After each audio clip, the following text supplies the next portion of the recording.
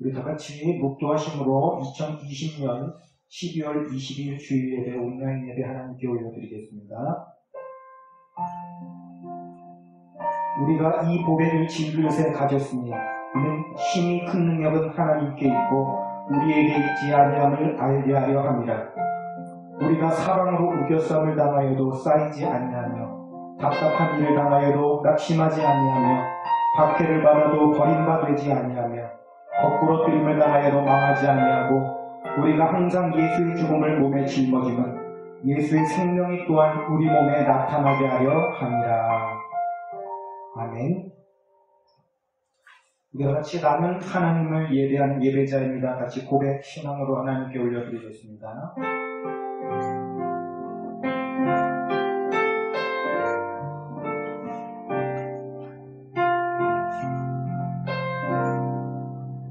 나는 하나님을 예배하는 예배자입니다. 내가 서 있는 곳 어디서나 하나님을 예배합니다. 내 영혼 거룩한 은혜를 향하여 내 마음 완전한 하나님 향하여 이곳에서 바로 이 시간 하나님을 예배합니다.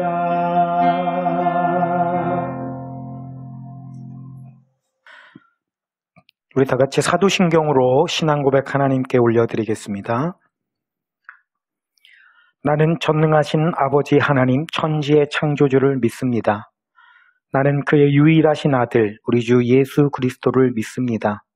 그는 성령으로 잉태되어 동정녀 마리아에게서 나시고 본디오 빌라도에게 고난을 받아 십자가에 못 박혀 죽으시고 장사된 지 사흘 만에 죽은 자 가운데서 다시 살아나셨으며 하늘에 오르시어 전능하신 아버지 하나님 우편에 앉아 계시다가 거기로부터 살아있는 자와 죽은 자를 심판하러 오십니다.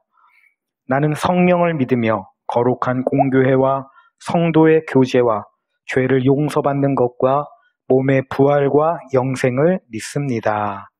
아멘. 우리 다 같이 찬송가 536장 같이 찬송 하나님께 올려드립니다.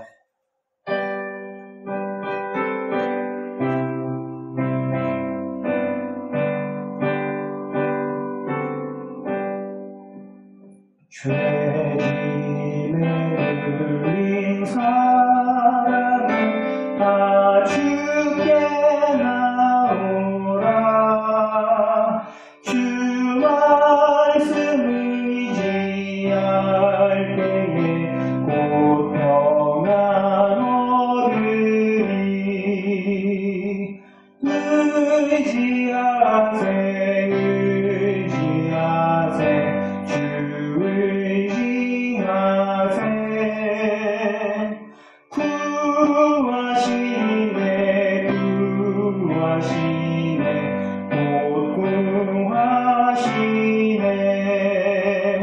참 구원 주신 주께서 보혈을 흘렸네.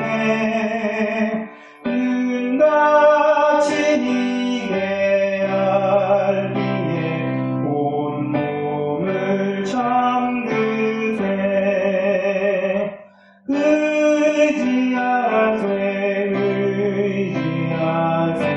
주를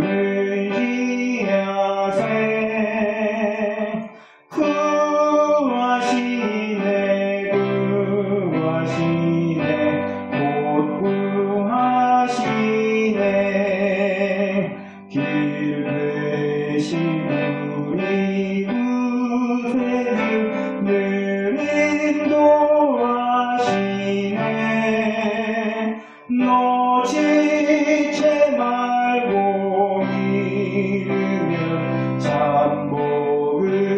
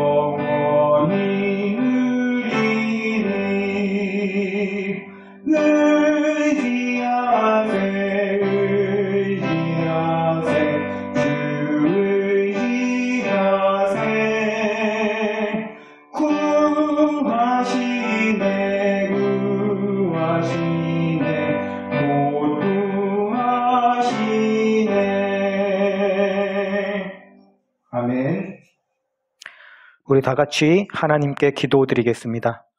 할렐루야. 사랑과 은혜가 풍성하시며 우리를 오늘도 지켜주시고 보호하여 주시는 주님을 찬송, 영광 올려드립니다. 사랑의 주 하나님, 모든 만물이 마땅히 주님 앞에 무릎 꿇고 하나님을 찬양하며 주님의 이름을 부르는 그날을 우리가 꿈꾸며 소망합니다. 주님, 주께서 속히 그러한 일들을 이루어 가심으로 그 기쁨과 영광에 참여하는 우리가 될 수 있도록 지켜주시고 인도하여 주시옵소서. 지난 한 주간 동안에도 우리가 주님의 뜻 가운데 머물지 못하고 우리의 인간적인 욕심과 생각으로 인하여 하나님 앞에 범한 모든 죄악들을 주님 앞에 고백하오니 우리의 하나하나의 죄악들을 주께서 긍휼히 여겨주시고 용서하여 주심으로 기쁨의 은혜를 누릴 수 있도록 붙들어 주시고 인도하여 주옵소서. 그리하여 세상에 살아가는 동안에 우리가 하나님을 더욱더 바라보며 주님을 의지하며 나갈 수 있도록 붙들어 주시기를 간절히 간구하고 바라옵나이다. 사랑의 주님, 이 시기 참으로 힘들고 어려운 시기임을 주님 앞에 고백드립니다.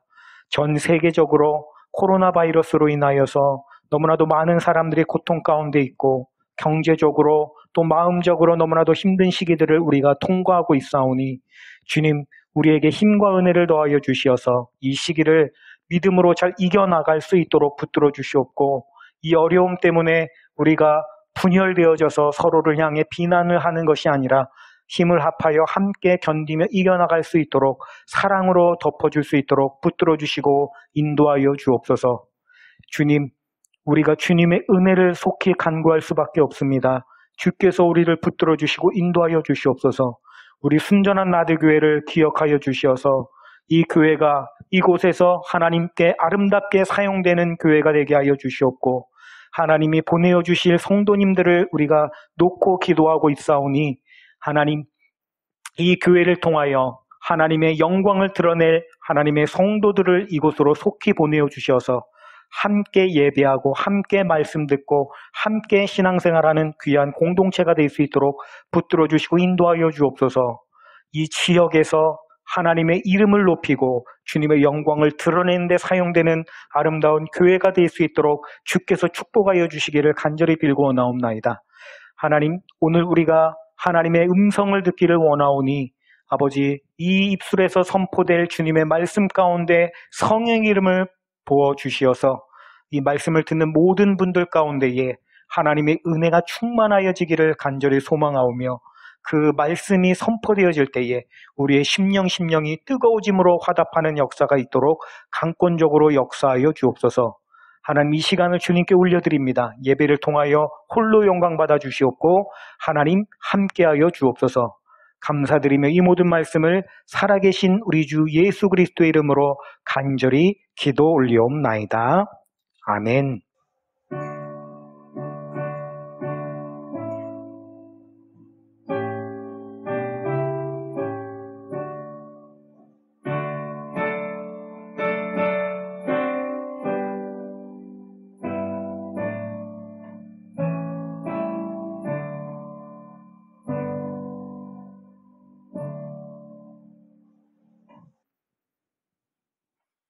이 시간 우리에게 주신 하나님의 말씀은 사무엘상 16장 7절 말씀 같이 보겠습니다. 사무엘상 16장 7절 말씀 같이 보도록 하겠습니다. 16장 7절 한 절 말씀 보겠습니다. 제 성경으로 구약성경 434페이지에 있습니다. 읽겠습니다. 여호와께서 사무엘에게 이르시되 그의 용모와 키를 보지 말라. 내가 이미 그를 버렸노라. 내가 보는 것은 사람과 같지 아니하니 사람은 외모를 보거니와 나 여호와는 중심을 보느니라 하시더라. 아멘. 우리 다 같이 찬양 같이 부르기 원합니다. 잊을 수 없는 은혜, 우리 주님 앞에 같이 가사를 또 고백함으로 나가시기를 주님의 이름으로 축원합니다. 같이 고백합니다.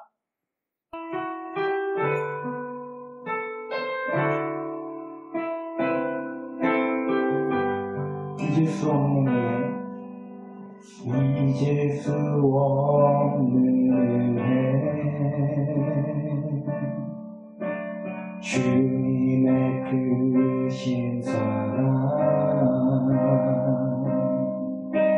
자신을 버리심으로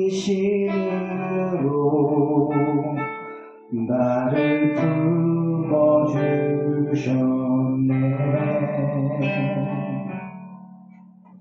허물을 덮으시고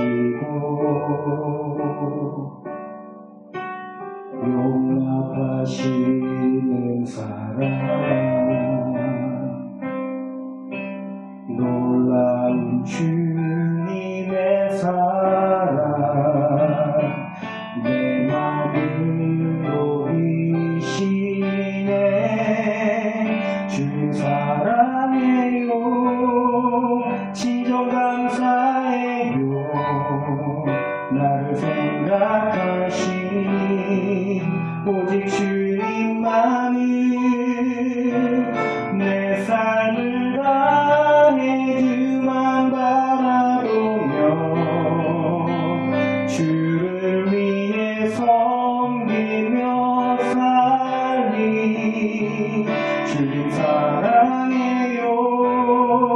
주님 경배해요. 내겐 오직 주만 유일하신 사랑 내 모든 것 주께 다 드리며 갈급한 마음으로 주 위해 살리. 오직 예수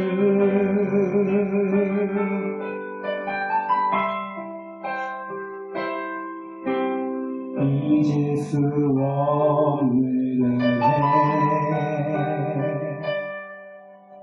주님의 크신 사랑 자신을 버리심으로 나를 품어주셨네. 허물을 덮으시고 허물을 덮으시고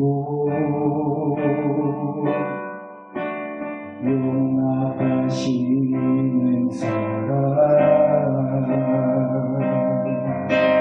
놀라운 주님의 사랑 내 맘을 녹이시네. 주님 사랑해요. 진정 감사해요. 나를 생각하신 오직 주님만을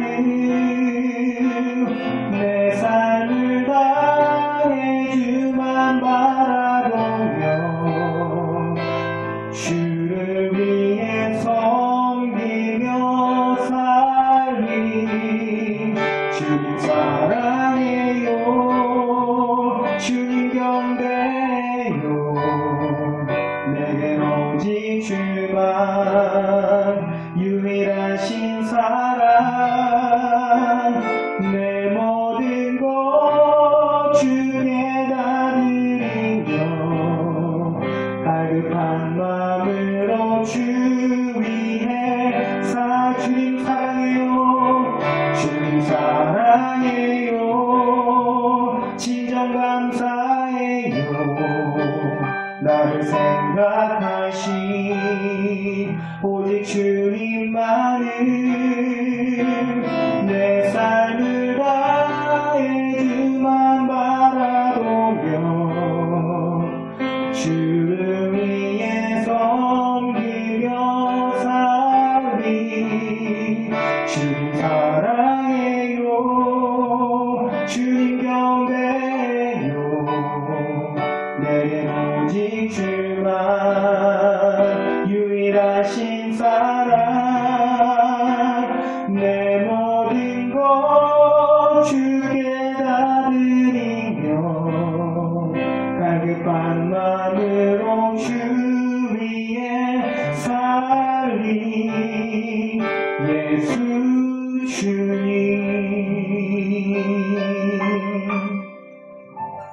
할렐루야. 그 은혜를 바라보는 저와 여러분 되시기를 주님의 이름으로 축원합니다. 할렐루야. 주님의 이름으로 사랑합니다. 주님의 이름으로 축복합니다. 네, 오늘 말씀은 우리가 사실 거의 다 외우다시피 한 말씀이죠. 우리가 꼭 완전하게 또 문장으로 외운다, 할 수 없다 하더라도 사람은 외모, 또 하나님은 중심, 이 정도 개념은 그리스도인들이라면은 거의 다 알 정도로 굉장히 유명한 말씀입니다. 그리고 사실 이 말씀은 수많은 성경 말씀 중에서 제가 가장 은혜를 많이 받는 말씀이기도 하거든요. 사실 그렇잖아요. 만약에 하나님께서 외모를 보시는 분이시라면 어떨까? 이 생각을 해보면 한 가지 분명한 거는 저는 천국에 못 가요. 그렇게 되면은. 아마 우리 성도님들은 다 이렇게 외모가 훌륭하시니까 이 말씀이 이렇게 별로 감동이 안 되실지도 모릅니다. 그렇지만 저 같은 사람은 이 말씀이 너무 감사한 거예요. 하나님이 외모를 보지 않으신다는 것이 얼마나 감사한지. 제가 그 대학교를 다닐 때 한 20살쯤에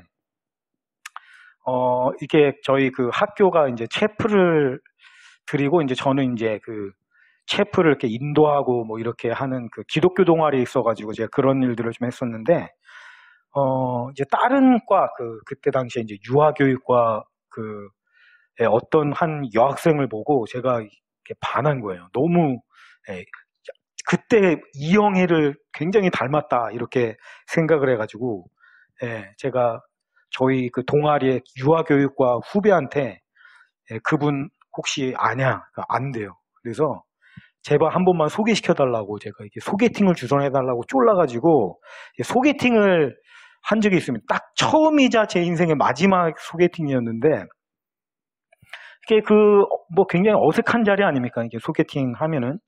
근데 그날따라 이게 분위기가요, 너무 좋은 거예요. 화기애애하고. 그때, 찻집, 이런, 커피 파는 커피숍 이런 데서 소개팅을 했었는데, 얼마나 그날따라 저의 이 말 컨디션이 얼마나 좋은지, 그냥 막 빵빵 터지는 거예요. 막 웃고, 막 까르르 까르르 막 이런, 얼마나 그냥 분위기가 화해하는지, 제 자신이 대견스러울 정도로, 야, 오늘 뭔가 좀 되는구나. 이런 생각을 하면서 이렇게 한참 동안 시간이 화살같이 지나가는 거지. 너무 재밌으니까. 그리고 나서 이제 좀 집에 가야 돼 이제 시간이 되니까 이제 그만 다음 만남을 기약하고 이제 이만 집으로 가자 해서 같이 이제 밖으로 나왔는데 근데 그 자매님이 이제 이렇게 나와서 이렇게 서니까 이제 제 키를 본 거죠. 눈빛이 확 달라지더라고요.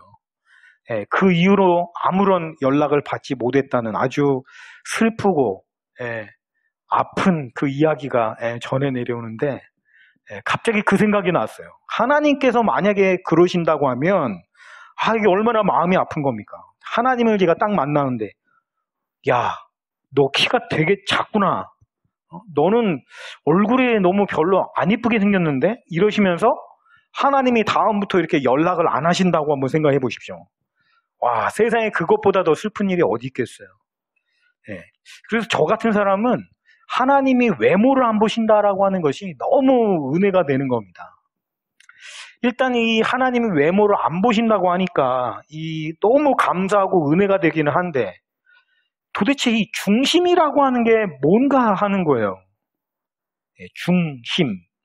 제가 보니까 이 중심이 한자어인데 중은 가운데 중자 아닙니까? 가운데 중. 그리고 심은 마음심이니까 이 한자 뜻대로 직역을 해보면 마음의 한 가운데 이런 뜻이잖아요.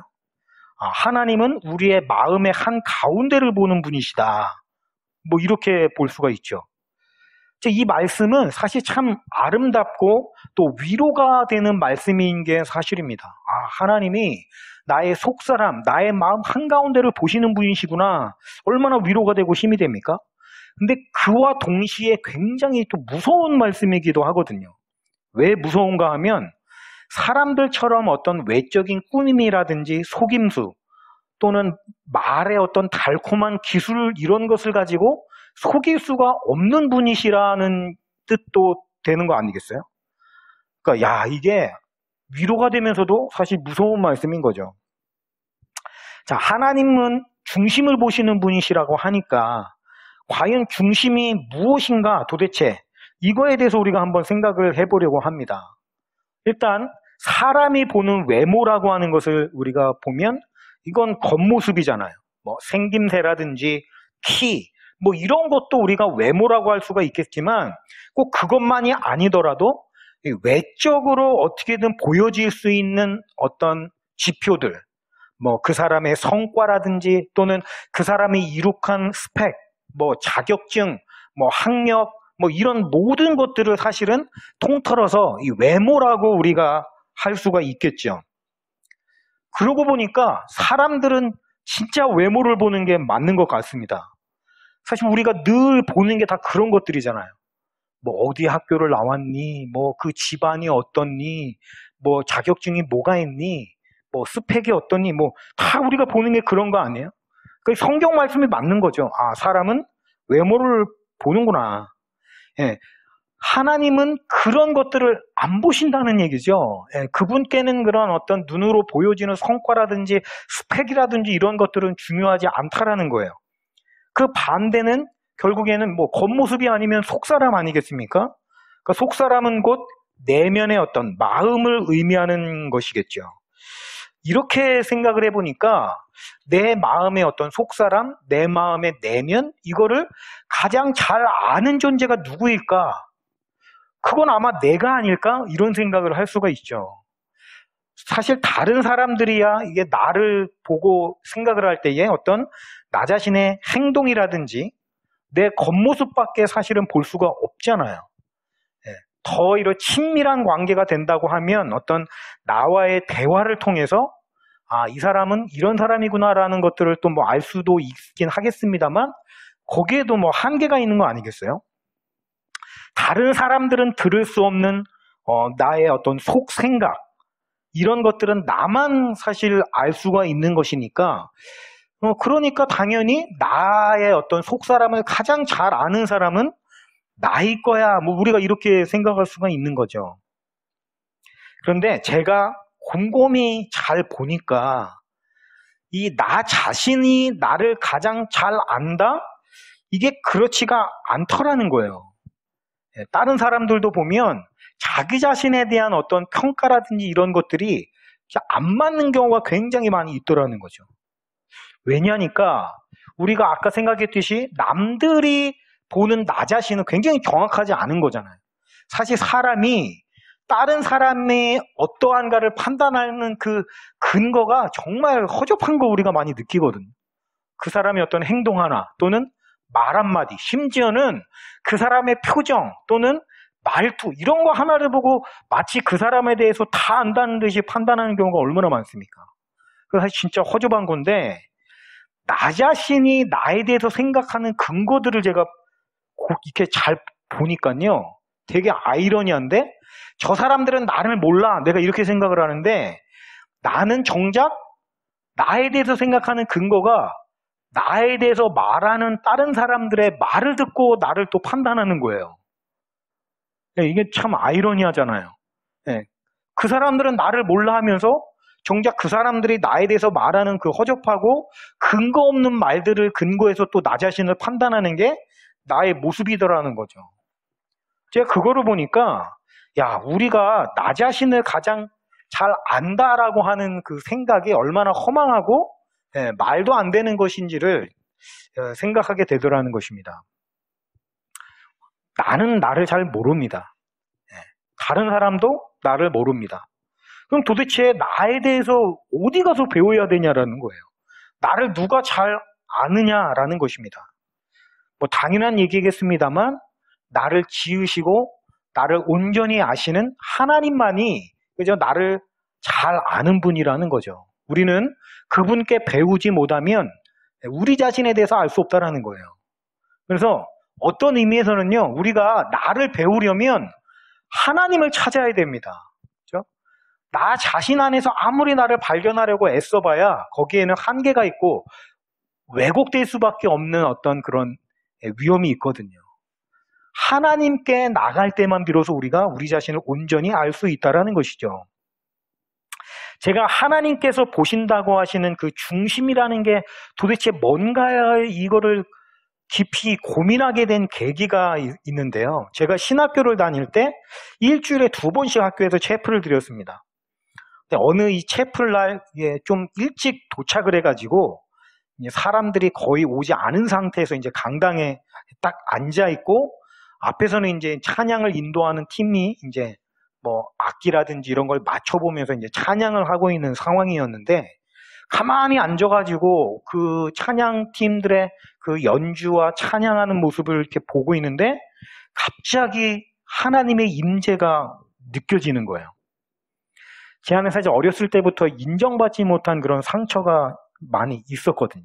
꼭 이게 형이랑 비교가 되고 뭐 형은 이거 잘하는데 너는 이걸 왜 못하니, 뭐 형은 뭘 사주면 오래 쓰는데 얘는 맨날 망가뜨려, 뭐 이런 소리를 아주 그냥 밥 먹듯이 듣고 제가 자랐거든요. 그러다 보니까 인정받지 못한 상처, 또 거절감의 쓴뿌리, 이런 것들이 제 안에 굉장히 좀 많이 있어요.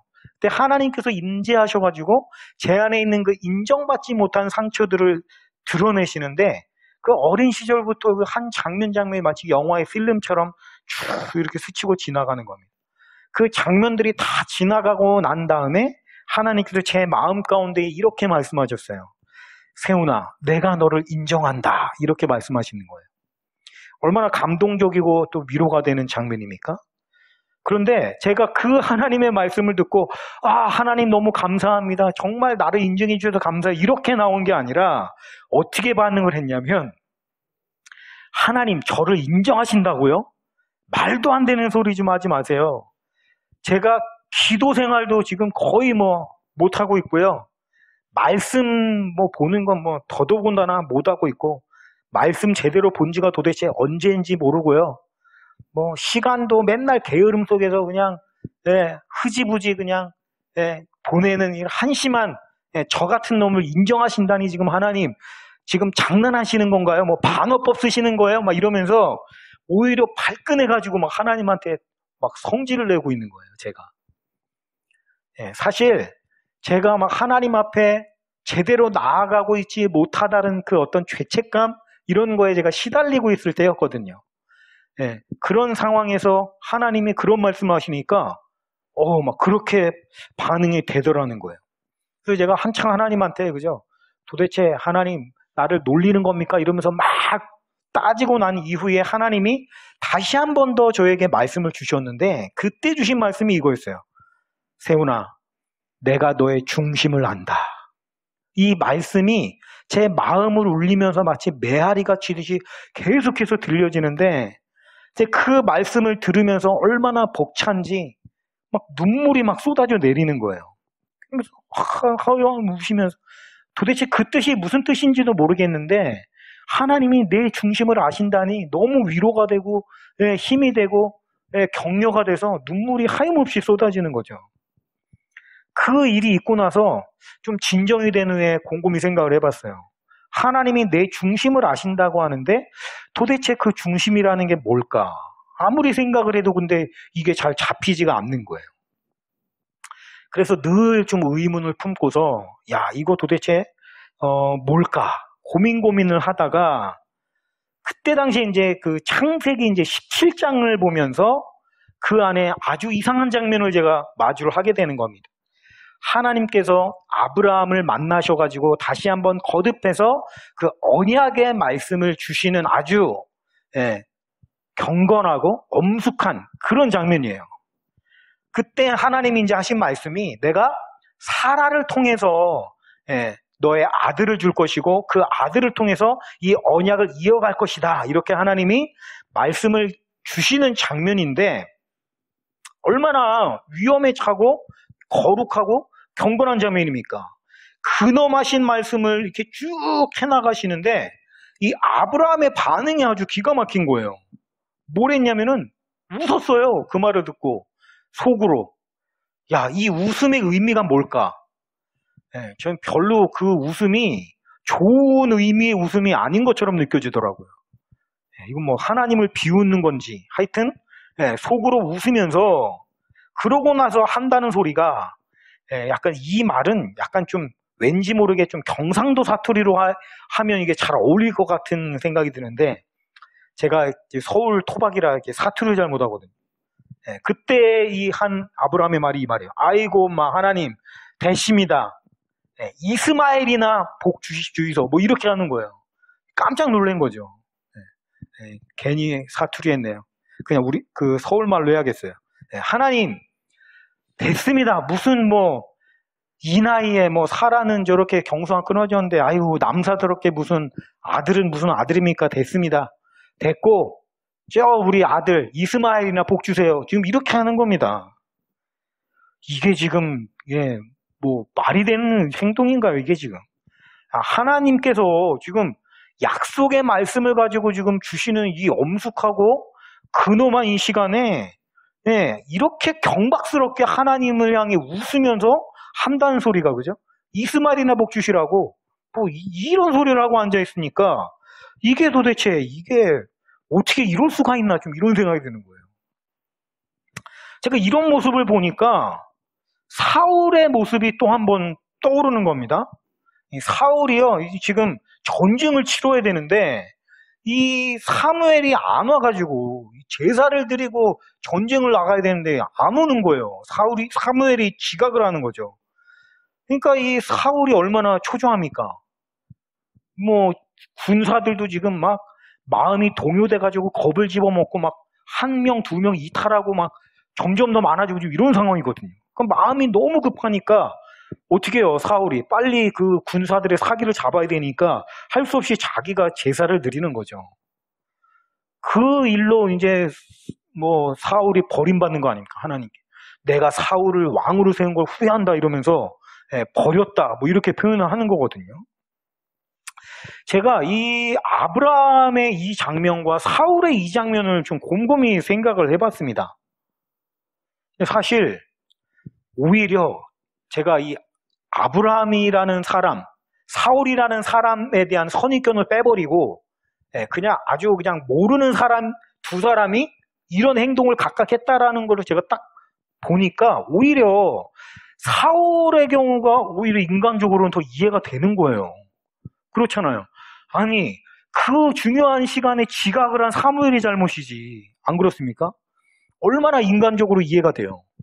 그런데 하나님은 그걸 가지고 사울을 버리고 반면에 이걸 말도 안 되는, 어떻게 감히 하나님께 이런 반응을 해? 이런 반응을 보일 수 있는 이 아브라함에게 하나님이 어떻게 반응하시는가 보니까 그게 아주 기가 막힌 거예요. 마땅히 화를 내시고, 아니 내가 지금 언약을 이렇게 엄숙하게 말하고 있는데 네가 지금 그걸 장난으로 듣는 거야?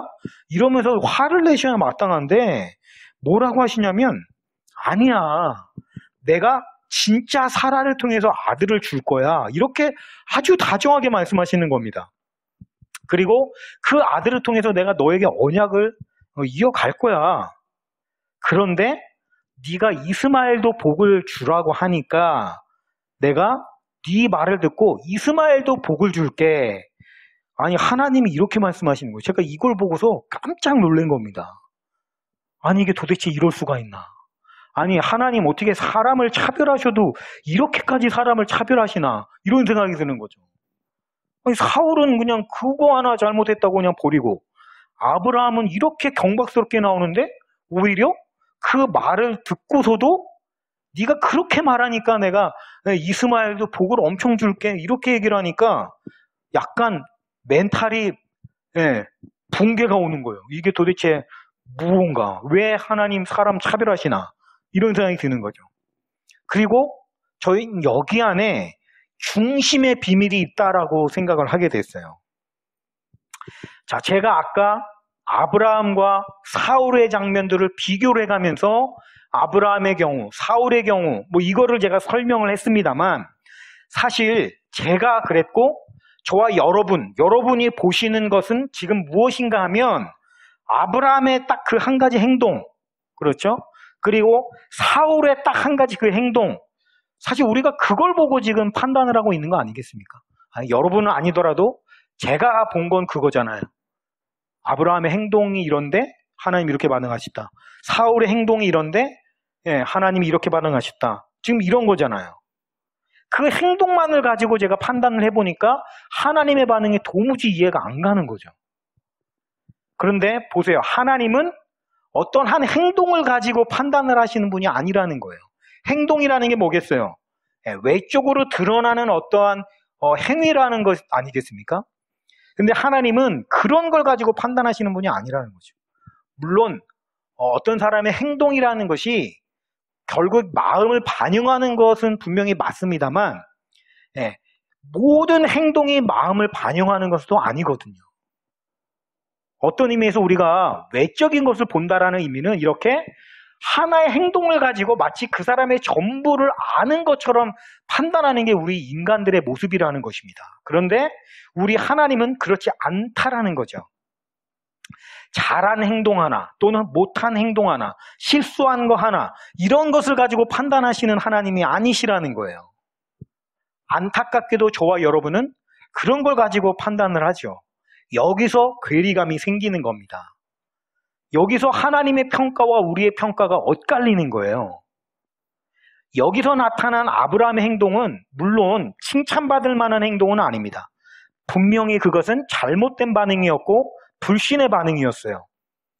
그러나 하나님은 아브라함 안에 있는 그의 중심의 마음, 곧 그 안에 하나님을 얼마만큼이나 사랑하는지, 하나님을 따르고자 하는 그 갈망과 의지가 얼마나 많이 있는지, 그 중심에 그러한 마음들이 자리 잡혀 있었다는 것을 하나님은 분명히 아시는 것입니다.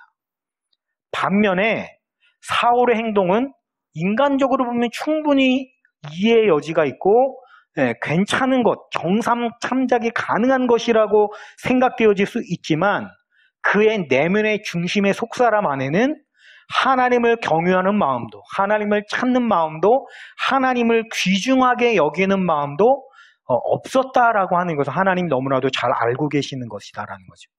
우리는 그런 걸 보지를 못하죠. 그러니까 행동을 가지고 판단을 하잖아요. 그런데 하나님은 그런 행동 나타난 것을 가지고 판단하시지 않는다라는 것입니다.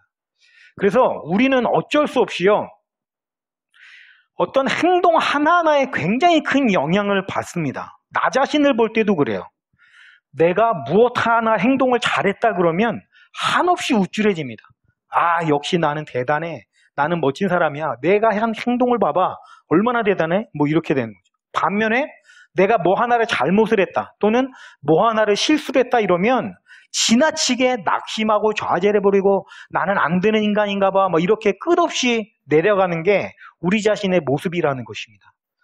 그러나 우리 하나님은 그런 행동 하나하나를 가지고 우리를 판단하시지 않는다라는 거예요. 그분은 우리의 속사람과 중심을 아시는 분이시다라는 거죠. 그분은 우리의 중심을 아시기 때문에 그분의 판단은 항상 옳으십니다. 오늘 우리 안에 하나님을 향한 갈망, 또 그분을 간절히 찾고자 하는 마음, 하나님을 기쁘시게 하기를 원하는 이 간절한 소망과 욕구가 있다라고 한다면 그분은 바로 그것을 보고 계신다라는 거예요.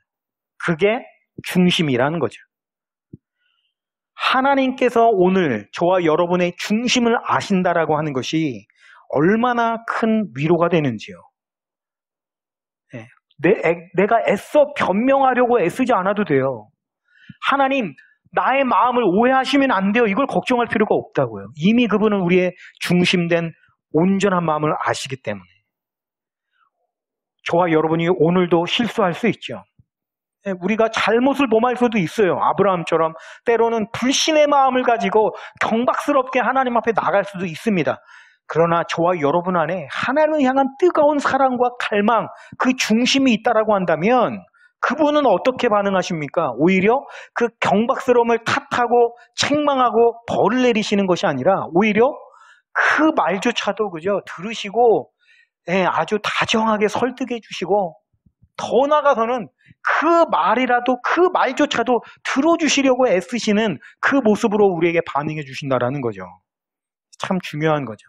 잊지 마십시오. 여러분의 실수, 행동 이게 중요한 게 아니고 내 마음의 중심적인 어떤 생각, 핵심 이게 중요한 것이라는 걸 꼭 기억하세요. 하나님은 그것을 보십니다. 그래서 우리 자신을 들여다볼 때 하나하나의 행동 거지에 너무 일희일비하는 모습을 보이면 안 돼요. 우직하게 중심을 가지고 온 마음을 다해서 주님을 사랑하는 저와 여러분이 되시기를 주님의 이름으로 축원합니다.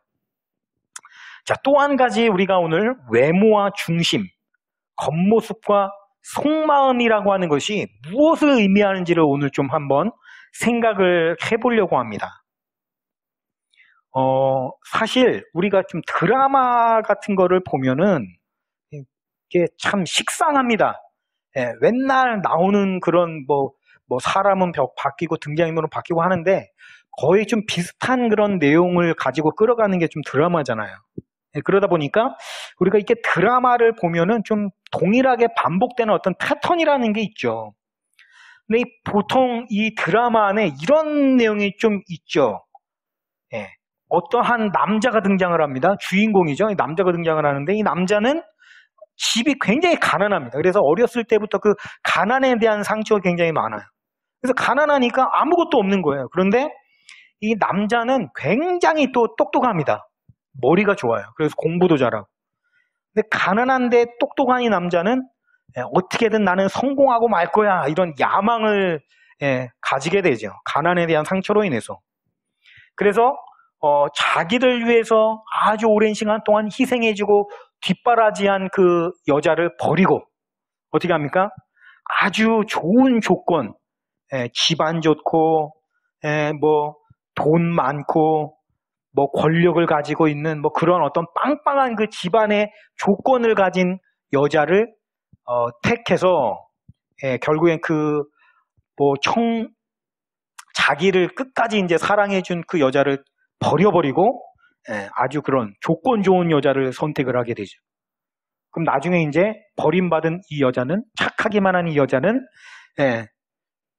그 상처로 인해서 바뀌어가지고 어떻게 합니까? 나중에 이 남자를 향해 복수의 칼날을 가는 하여튼 이런 흐름으로 이렇게 가는 드라마들이 많이 있잖아요.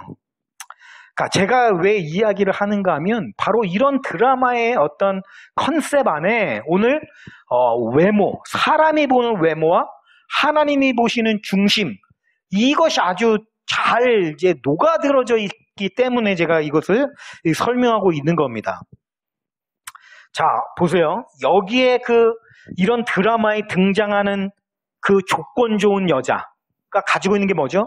좋은 재산, 좋은 집안, 많은 재산 또는 권력, 국회의원 딸이라든지 재벌집 딸이라든지 하여튼 이런 거 아닙니까? 그런 조건들을 하나하나 모으면 그게 뭐냐면 바로 곧 성경이 말씀하고 있는 그게 외모예요. 외모. 사람은 외모를 보거니와 그 외적인 조건들, 그렇죠? 반면에 그런 외적인 조건들은 별로 좋지 않지만 그 남자를 열렬히 사랑하는 마음을 가지고 있는 불쌍한 그 여인은 뭔가요? 그 여인은 아주 아름다운 사랑으로 가득 차 있는 그 속 마음을 간직하고 있는 거죠. 보십시오. 그 두 여인, 요즘에는 그 반대가 될 수도 있겠죠. 주인공이 여자가 되고 두 남자가 될 수도 있겠죠. 성은 지금 중요한 게 아니고 어쨌든 그 두 종류의 사람을 한번 생각을 해보십시오. 외적인 조건이 아주 뛰어난 그 조건들을 갖춘 사람과 그런 외적인 조건은 없고 아주 아름다운 사랑의 마음이 있는 사람, 두 종류가 있다라고 한다면 보십시오. 우리가 사람은 외모를 보거니와 할 때 그 외모를 본다라는 의미는 무엇이겠습니까? 결과적으로는 사랑하지 않는다라는 것이 되는 거예요. 자, 사랑하지 않으면 외모, 조건들을 보게 되어 있습니다. 사랑하지 않으니까요. 사랑하지 않으면 그런 외적인 조건들을 따라가게 되어 있어요. 이것이 바로 사람이 외모를 본다라는 의미입니다. 반면에 사랑하게 되면 그런 외적인 조건들을 보는 것이 아니고 어떻습니까? 속 마음, 그 마음 안에 나를 사랑하는 마음이 있는가? 이게 가장 중요한 가치가 되게 되어 있습니다. 속 사람을 본다는 얘기는 그래서 바꿔 얘기하면 사랑한다는 얘기가 되는 겁니다. 자, 마음을 한번 생각을 해보자는 거예요. 마음이라고 하는 것, 물론 참 귀중한 거긴 합니다만 우리가 냉철하게 한번 봤을 때에 이 마음을 어디다 써먹을 거예요? 예, 이 마음을 써먹을 때가 좀 아무 데도 없거든요. 마음은. 그렇잖아요. 마음을 가지고 뭐 국을 끓여 먹겠어요? 밥을 사 먹을겠어요? 예, 사랑이 밥 먹여주냐 그러잖아요. 예, 사랑이 밥을 안 먹여줘요. 이 마음은 우리를 배부르게도 할 수 없고 뭐 밥을 먹여줄 수도 어떤 유익도 우리에게 줄 수가 없습니다. 그래서 마음이라고 하는 것은 별로 이렇게 소용 가치가 없어요. 그렇기 때문에 사랑하지 않는 사람은 마음을 별로 가치 있게 여기지 않습니다. 도움이 안 되기 때문에. 반면에 외적인 조건들 있잖아요. 많은 재산, 훌륭한 외모, 그리고 권력, 어떤 그런 좋은 집안, 이런 외적인 조건들은 아주 효용 가치가 크단 말이에요. 네, 아주 이용 가치가 커요. 그래서 사랑하지 않으면 사랑하지 않을수록 외적인 조건들을 중요하게 여기게 되어 있습니다. 그렇잖아요. 아니, 사랑하지 않으면 조건들이 중요하죠. 네, 조건들이 좋아야 그것이 나에게 도움이 되니까 말이에요. 그래서 여기서 사람이 외모를 본다라는 표현은 사람들 안에는 사랑이 없기 때문에 이런 외적인 보여지는 조건들을 쫓아간다라는 의미가 될 것이고, 반면에 하나님은 중심을 본다라는 말씀은 하나님은 정말로 사랑하신다라는 의미가 되는 겁니다. 자, 사람은 외모를 보거니와 하나님을 중심을 본다는 말씀의 뜻이, 자, 사람은 속 사람을 꿰뚫어 보는 능력이 없기 때문에 겉을 보고 판단할 수밖에 없지만 하나님은 속 사람을 꿰뚫어 보신다. 물론 이 의미도 있습니다. 이 의미도 있지만 더 나아가서는 그 안에 또 다른 의미, 말 그대로 사람은 그 안에 사랑이 없기 때문에 자꾸만 외적인 조건들을 쫓아가고 그것을 바라지만 하나님은 우리를 온전히 사랑하시기 때문에 하나님에게 있어서 가장 큰 가치는 바로 우리 자신의 마음이다라고 하는 거예요. 그래서 우리는 하나님은 중심을 보시는 이 말씀은 곧 하나님이 우리를 진심으로 사랑하신다라는 뜻으로 대체해서 사용해도 동일하다라고 하는 것입니다. 사실 우리 안에 사랑이 없기 때문에 아주 이건 고약한 건데 어떻습니까? 다른 사람들을 대할 때, 사람들을 대할 때뿐만이 아니죠. 사실은 하나님을 대할 때조차도 우리가 어떻게 접근을 하냐면 항상 나에게 무슨 유익이 있나, 그죠? 자기의 유익, 자기의 이득, 이것을 따지면서 나가는 태도가 사람들 안에 있다라는 겁니다. 그래서 사람이 외모를 본다라고 하는 것은 통찰력이 없다는 뜻도 맞고, 더 나아가서 더 큰 의미에서는 우리가 아주 못돼 처먹었다라는 걸 의미하는 거예요. 악하기 짝이 없다라는 거죠. 보십시오. 사람이 사람을 대하는데 사람을 가지고 이용 가치로서 대한다라고 하는 것은 아주 추악한 거죠. 그걸 우리가 잘 보여주는 게 뭡니까? 우리 어머니들 드라마 보실 때 이 자신의 어떤 야망, 잘 되고자 하는 야망을 위해서 조건이 좋은 여자를 사랑하지도 않으면서 이용해 먹으려고 결혼할 때 그 우리 어머니들이 어떻게 아주 손가락질하면서 욕을 하고 저런 천하의 못된 놈이 있나 그러면서 지나가다가 그 배우 보면은 막 달걀 던지잖아요. 왜 그래요? 그게 악하기 때문에 그런 거죠. 맞습니다. 사람을 외모를 본다라는 그 말은 곧 사람이 아주 악하고 못돼 처먹었다라는 것을 보여주는 표현이라고 할 수 있는 거예요. 그래서요, 사람들은 누군가를 만날 때마다 이게 항상 뭘 하냐면 마음속으로 서로 계산기를 두드리느라 너무 바쁩니다. 무슨 계산기를 두드리겠어요? 저 사람이 나에게 도움이 되나? 저 사람이랑 내가 친해지면 내가 얻을 수 있는 게 있나? 이 사람이랑 친하게 지냄으로써 내가 얻을 수 있는 게 뭘까? 철저하게 그저 계산기를 두드리는 거죠. 누가 달라요? 다 똑같아요. 서로 만나면 말로는 겉으로는 얼마나 이렇게 만나니까 얼마나 좋은지 몰라요. 우리 앞으로 친하게 지내요. 이렇게 얘기하지만 속으로는 뭡니까? 다 계산기 두드리고 있는 거죠. 우리가 자라나는 그 청소년 어린이들은 아니고 이렇게 청소년이라든지 또는 고등학교를 졸업하려고 하는 그런 젊은이들을 이 어른들이 볼 때 무슨 얘기합니까? 아유, 니네 학교 다닐 때가 좋다. 사회 나와봐라. 사회에 나오면 얼마나 이 사회가 무서운지 몰라. 뭐 이런 얘기하죠. 왜 그래요? 그 사회를 구성하는 이 요소들이 누구냐면 바로 사람이지 않습니까? 사회가 왜 무서워요? 그 사람들이 서로 얼마나 삭막하게 그죠? 서로를 이용 가치로 대하고 도움이 되나 안 되나 이걸로 수지 타산을 맞춰가면서 사귀고, 나에게 도움이 될 때는 그냥 뭐 별의별 그냥 다 그냥 이렇게 하면서 이리 오세요 이리 오세요 하지만 도움이 안 된다 싶을 때는 아주 칼로 무자르듯이 그냥 잘라버리는 이 냉혹한 그 사회를 이게 알기 때문에 그런 얘기 하는 거 아니겠어요? 결국에는 사람이 그런 존재다라는 것을 우리에게 보여주는 거 아닙니까? 반면에 하나님이 중심을 보신다라고 하는 것은 뭐예요?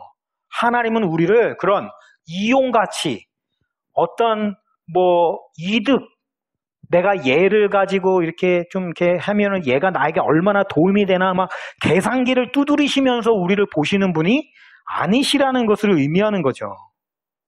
그렇지 않습니까? 하나님에게 있어서 가장 중요한 건 뭐냐면 바로 우리 자신의 속사람이라는 거예요. 물론 그 속사람은 써먹을 데가 한 군데도 없습니다.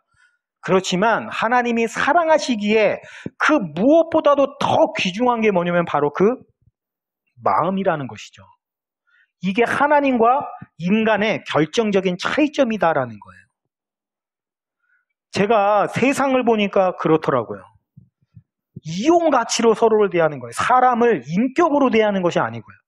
그죠? 요즘에 사회적으로 굉장히 좀 이슈가 되는 것들이 갑질하는 거, 이게 굉장히 이슈가 되는 거 아닙니까? 왜 갑질을 할까요, 사람이?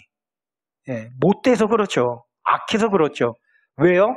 외모를 보니까, 외적인 가치들을 자꾸만 보니까 사람을 인격으로 대하지를 않으니까 그런 갑질의 문화가 자꾸만 나오는 거죠. 안타까운 것이 뭐 그리스도인들 안에도 그런 갑질을 하는 사람들이 있다고 할 정도니까 이게 참 가슴 아픈 거죠.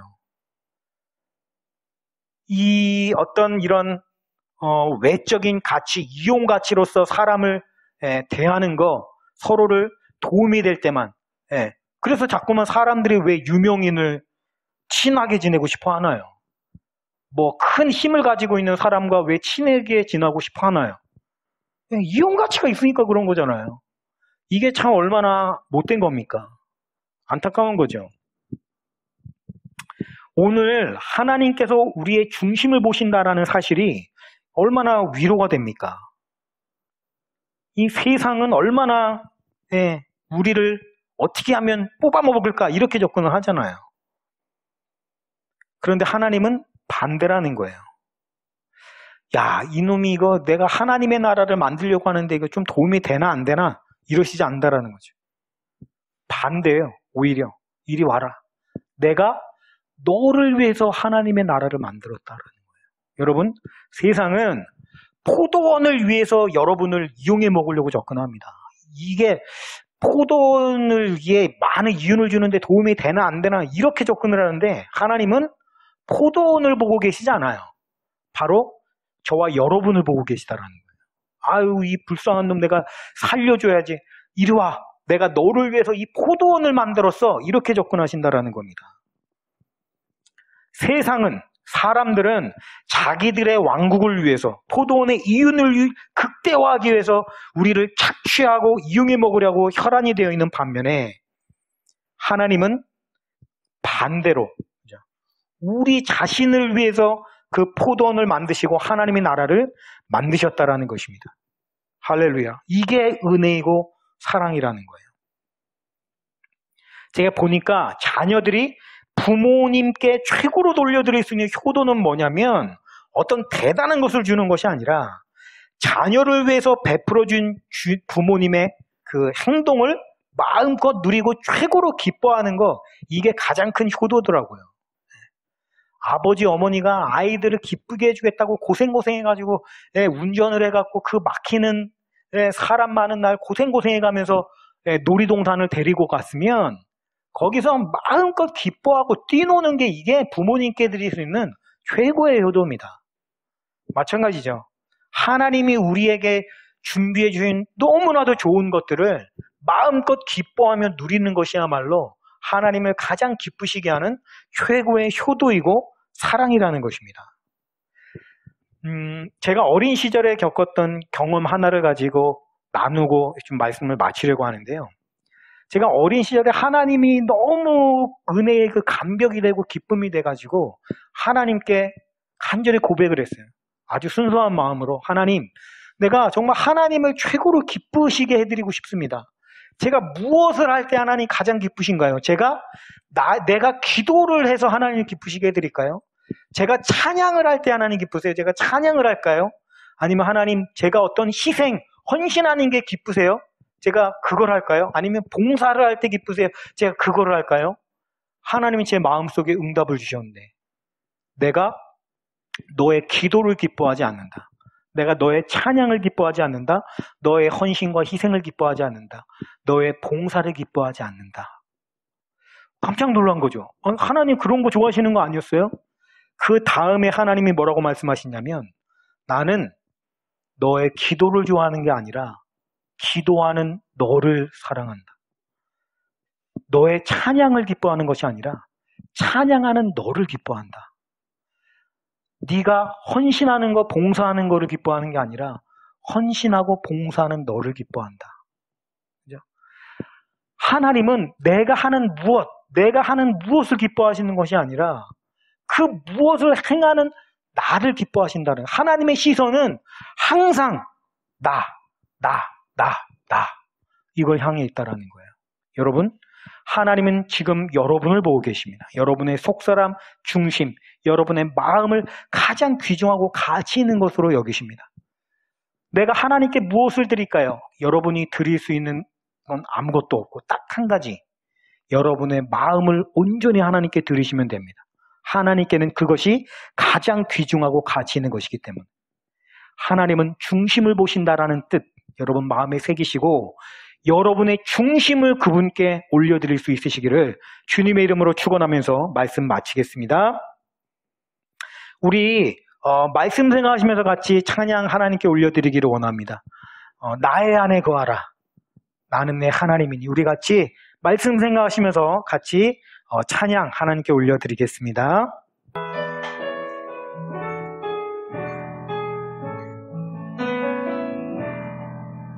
나의 안에 거하라. 나는 내 하나님이. 모든 환난 가운데 너를 지키는 자라. 두려워하지 말라. 내가 널 도와주리. 놀라지 말라. 내 손 잡아주리라. 나의 안에 거하라. 나의 안에 거하라. 나는 내 하나님이니. 모든 환난 가운데 너를 지키는 자라. 두려워하지 말라. 내가 널 도와주리. 놀라지 말라. 내 손 잡아주리라.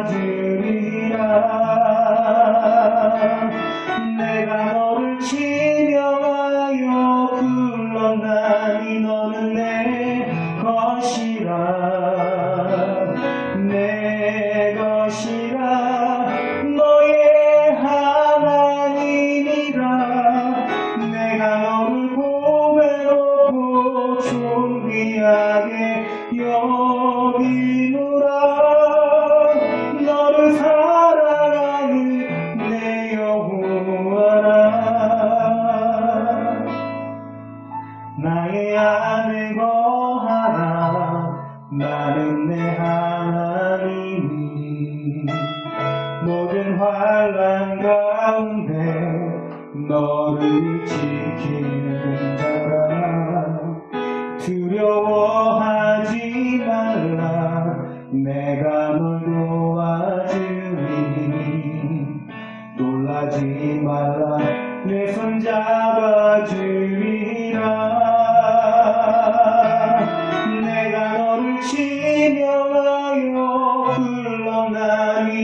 내 것이라 내 것이라 너의 하나님이라 내가 너를 보배롭고 존귀하게 여기노라 너를 사랑하는 내 여호와라 내가 너를 지명하여 불렀나니 내가 너를 지명하여 불렀나니 너는 내 것이라 내 것이라 너의 하나님이라 내가 너를 보배롭고 존귀하게 여기노라 너를 사랑하는 내 여호와 너희는 가만히 있어 너희는 가만히 있어 주가 하나님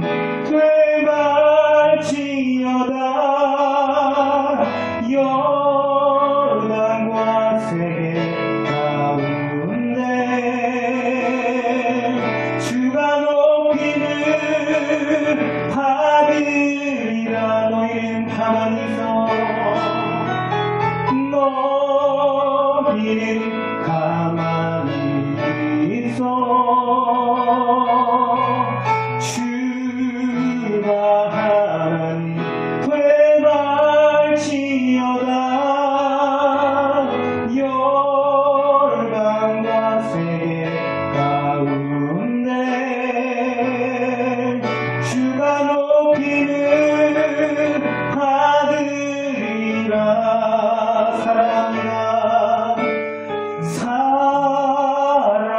사랑합니다 내 아버지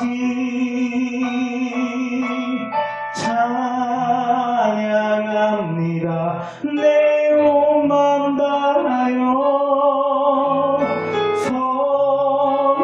선포합니다 예수 그리스도 주님 오시는 기다리며 사랑합니다 내 아버지 사랑합니다 내 아버지 찬양합니다 내 몸만 다하여 선포합니다 예수 그리스도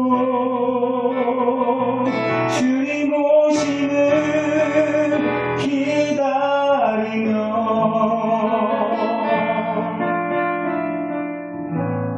주님께서 우리의 고백을 기뻐 들으신 줄로 믿습니다. 교회 소식을 전해드리겠습니다. 지금 이제 코로나19가 자꾸 이제 2.5단계에 이르렀는데도 확산세가 그치질 않아서 계속 좀 어려운 가운데 있습니다.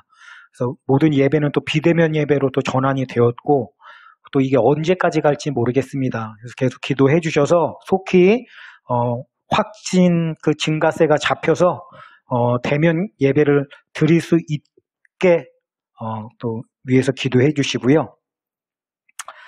이제 지금 아마 크리스마스 성탄 예배 또 송구영신 예배까지도 비대면 예배로 좀 드려야 될지도 모르겠어요. 그래서 좀 그것을 위해서 또 기도를 많이 해주시면 감사를 드리겠습니다. 교회 소식을 마치고 이제 온라인 각각의 위치에서 또 하나님께 올려드리는 예물 위해서 잠시 기도하겠습니다.